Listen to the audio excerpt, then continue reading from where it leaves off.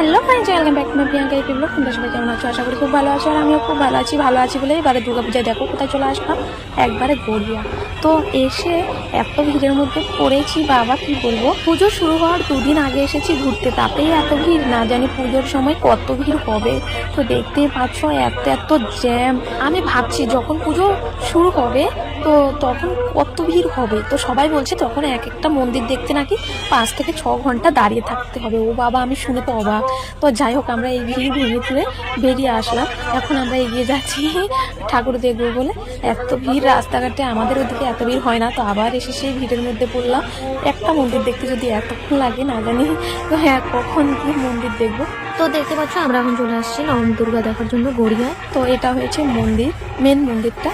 তো যাই হোক, আমরা এখন গেটের সামনে আছি আর তোমাদেরকে দেখাবো, তোমরা সঙ্গেই থাকো। তো আমরা আস্তে আস্তে চেষ্টা করছি মন্দিরের দিকে যাওয়ার, কিন্তু ভাই, তোমাদের দাদাভাই সবাই সুতোর মাঝখানে আটকা পড়ে গেছে, আমাদেরকে ছেড়ে দিয়েছে। তো আমরা দাঁড়িয়ে আছি এখন গেটের সামনে। তো তারা বেরোলেই তারপরেই যাবো।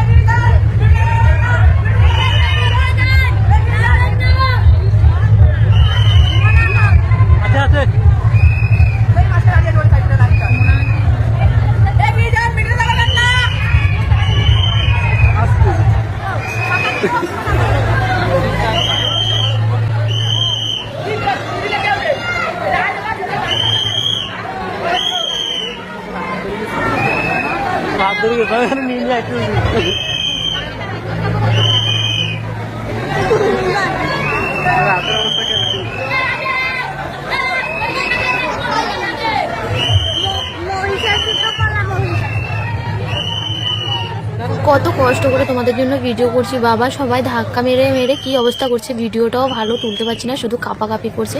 এত যে ভিড় এখানটায়, সত্যি কি বলবো। তো যাই হোক, আমাদের এখানটায় দেখা হয়ে গেছে ঠাকুর।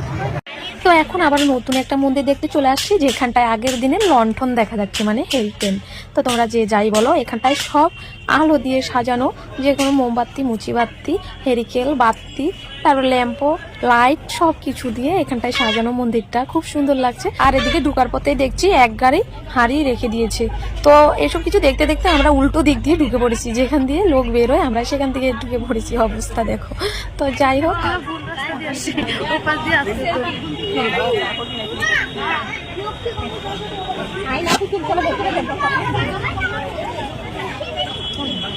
এখানে ভিতরেও ঢুকে দেখি সব হাঁড়িকেলগুলো উপরে ঝুলিয়ে রেখেছে, খুব সুন্দর লাগছে। কিন্তু আবার পাশে দেখি মুন্ডু ছাড়া সব মানুষের মতো মানে খড় দিয়ে প্রতিমা বানিয়ে রেখেছে। তো একটা অদ্ভুত ধরনের মানে ডিজাইন করেছে। এদিকে মা দুর্গাকে অন্নপূর্ণার রূপ দিয়েছে আর খুব সুন্দর চিন্তিলি বানিয়েছে, ভালো লাগছে দেখতে। পাশে আবার মা দুর্গার প্রতিমা আছে, তো সেখানটায় পূজা হচ্ছে। তো আমরা সেটা দেখে চলে আসি আরেকটা মাকে দেখতে। তো মায়ের রূপ যেন ঝরে ঝরে পড়ছে, এত সুন্দর লাগছে কি বলবো। পাশে আবার গোবিন্দর ছবি আছে, রাধারানীর ছবি আছে, খুব সুন্দর হয়েছে ছবিটা, আমার খুব ভালো লাগলো। কারণ মা দুর্গা আর গোবিন্দ দর্শন একসঙ্গেই হয়ে গেল। তো সেটা দেখে আমরা চলে আসি আরেকটা মন্দির দেখতে। আর এই মন্দির কি দিয়ে বানিয়েছে সেটা তোমরা একটু দেখে নাও। এই প্রতি বছর নেয় সৌন্দর্যের শীর্ষে তারা অসাধারণ শিল্পসজ্জা এবং আলোকসজ্জা তার পাশাপাশি মাথা গতিল। তো বন্ধুরা দেখতে পেলে কত কিছু দিয়ে সুন্দর করে সাজিয়ে তুলেছে মায়ের মন্দির। খুব ভালো লাগছে এখানটায় মন্দিরগুলো সব দেখতে খুব সুন্দর লাগছে। অনেক কিছু দিয়ে সাজিয়ে সুন্দর করে তুলেছে। আর এই মন্দির ছেড়ে যেতে ইচ্ছা করছে না, কিন্তু এত ভিড়ের মধ্যে একদিনে তো এত মন্দির দেখা সম্ভব নয়, তাই ভাবছি যে আজ আর ঘুরবো না। তো যেটুকু দেখেছি আজ তোমাদেরকে দেখালাম, আবার কালকে ভাবছি অন্যদিকে যাব। তো তোমাদের সাথে দেখা হবে আবার, যদি বেঁচে থাকি তবে কাল। তো বন্ধুরা আজকে আবার তোমাদের সামনে চলে আসছি। আজকে চলে আসছি হাবড়া। তো আজকে হাবড়া ঘুরবো ভাবছি, যেহেতু এত ভিড় গড়িয়ার দিকে, এদিকে একটু ভিড়টা কম হবে, সেই ভেবেই চলে আসছি আজ হাবড়া। আর পুজো শুরু হবে কাল থেকে। তো এখানটায় এসে তো দেখছি বাবা বাবা সেই একই কেস, তো কি না যন্ত্রণা, মানে কি বলবো। আমাদের এদিকে কিন্তু বাবা এত ভিড় হয় না, হয় কিন্তু শিলিগুড়ির ভিতরের দিকে, কিন্তু তবুও এতটা না। তো যাই হোক, যেখানটা যেমন জনসংখ্যা তো ভিড় তো হবে। আরও আমি ভেবেছিলাম এখানটায় যেহেতু আসছি কলকাতা ঘুরতে, দুর্গাপূজা দেখতে, আমরা কল্যাণীও একটু ঘুরে আসবো গিয়ে, কিন্তু এখানটার ভিড় দেখে সেখানটার কথা আর ভাবনেই ছেড়ে দিয়েছি। কারণ তাহলে ভাবো সেখানটায় কেমন হবে। আমি ভাবছি যে মানে শোনাই আছে, তো এত ছোট বাচ্চা নিয়ে এত ভিড়ের মধ্যে যাওয়া যাবে না। তো সেই ভেবেই আর আমি সেদিকে যাওয়ার মানে ভাবনাটাই ক্যান্সেল করে দিয়েছি। তো যাই হোক, এদিকে এদিকেই ঘুরছি, সব মন্দিরগুলো দেখছি। এখানটাও সত্যি খুব সুন্দর আছে। তো যাই হোক, দেখতে পাচ্ছ খুব সুন্দর সুন্দর করে সাজিয়ে তুলেছে এদিকের মন্দিরগুলো, এত সুন্দর হয়েছে, লাইটিং কারুকার্য এত সুন্দর। তো দেখতে পাচ্ছ উপরে ঝালবাতিটা কত সুন্দর। তো আমরা দরজার পাশ থেকে শুধু সৌন্দর্য দেখছি, মায়ের কাছে আর পৌঁছতেই পারছি না, কত দূরে এখনো মা। তো যাক, আর কাছে হয়তো বা যেতেও পারবো না এত লোকের মাঝখানে। তো আমরা অবশেষে বেরিয়ে চলে আসছি। সব মন্দিরে গেলেও কিন্তু একটা মন্দিরও আমি ভালো করে সেলফি তুলতে পারিনি, কারণ এত ভিড়ের মধ্যে শুধু ঢুকছি আর বেরোচ্ছি, কোথাও কেউকে দাঁড়াতে দিচ্ছে না। মানে লোক জনসংখ্যা যেহেতু একটু বেশি, তো দাঁড়ালেই ভিড় হয়ে যাচ্ছে, তার জন্য ভালো করে ফটো তুলতে পারছি না। যেটুকু জাস্ট তোমাদের জন্য ভিডিও করেছি এটুকুই। আর যখন ভিডিও করেছি তখন কিন্তু ভালো করে আমি মন্দিরও দেখতে পারিনি, পরে ঘরে এসে বসে বসে মোবাইলে দেখেছি। তো ভাবলাম যে হাইরে গিয়ে কী লাভ হলো, একদিকে ভিডিও করার জন্য ভালো করে দেখতে পারিনি, একদিকে লোকের ভিড়ের জন্য ভালো করে দেখতে পারিনি, আরেকদিকে শোনার জন্যও দেখতে পারিনি। কারণ সোনাইকে কোলে নিতে হচ্ছে, কোনো সময় তার পাপার কাছে দিতে হচ্ছে, কোনো সময় সবাইকেই নজরে রাখতে হচ্ছে। কারণ নজরে যদি সবাইকে রাখি, তো আমি নজরে মাকে দর্শন কী করে করবো। আরে ভাই এত ভিড়, যদি হাত ছেড়ে দিত জানি না কে কোথায় কোথায় চলে যাচ্ছি। তো তার জন্যই সবার হাত ধরে ধরে হাঁটতে হয়েছে। তো অবশেষে চলে আসছি একটা ফাঁকা মাঠের মধ্যে।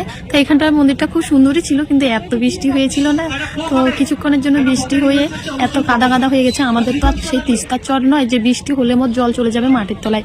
এখানটায় হালকা একটু বৃষ্টি হলে পুরো কাদা কাদা।